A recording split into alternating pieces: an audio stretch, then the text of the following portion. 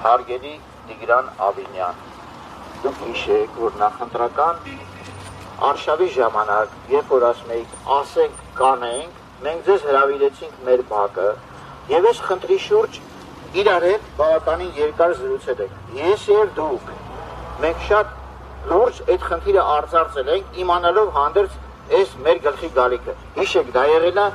2023 թվականի սեպտեմբեր ամսին, երբ որ դուք քարոզ արշավի էիք Արաբկիրի տարածքում։ Հարգելի Տիգրան Ավինյան, դուք մեզ խոստացաք, որ կուղարկեք փորձագետների խումբ։ Երբ որ ես հարց տվեցի ձեզ, թե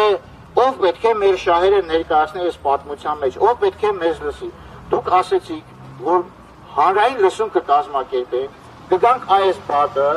ես էլ հրավիրեցի, ասեցի, այսօրվանից հրավիրված եք այդ հանրային լսմանը, խնդրում եմ դուք եկեք անձամբ, ձեր ենք տվել մենք ձեզ հետ, որ դուք այո կգաք մեր բակը եւ հանրային լսում կազմակերպեք, մեր կարծիքը կհարցնեք։ Մինչեւ երկուշաբթի օրը, երբ որ արդեն շինարարությունը սկսվեց, ձայն բարբառով հանապետի, որովհետեւ մեկը Երևանի քաղաքապետարանից մեկ չի հանդիպել ու չի շփվել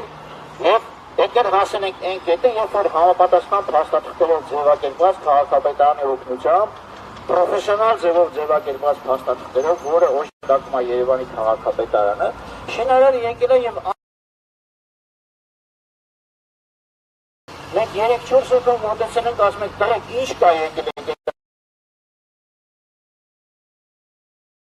ինչ եք հասարակական կարգը պահում, սրանցից, որ առանց նորմերը, օրենքները պահելու շինարարություն են ան, պահեք, մի թողեք անեն այդ շինարարություն, մենք այստեղ ոչ մի բան ձեզ չենք խանգարում, մենք այստեղ ուղղակի ապրում ենք։ Հիմա ինչի համար է այդ ոստիկանական խումբը գալի, եթե ամեն ինչ ճիշտ է։ Ամբողջ պատմությունը նրանում է, որ նախապես իմանալով մենք փորձեցինք ուրիշ բակերի իրավիճակին չհասնել, եկանք հասանք նույն վիճակին։ Տվեցին համապատասխան պատրաստված փաստաթղթերով, ինչի վերաբերյալ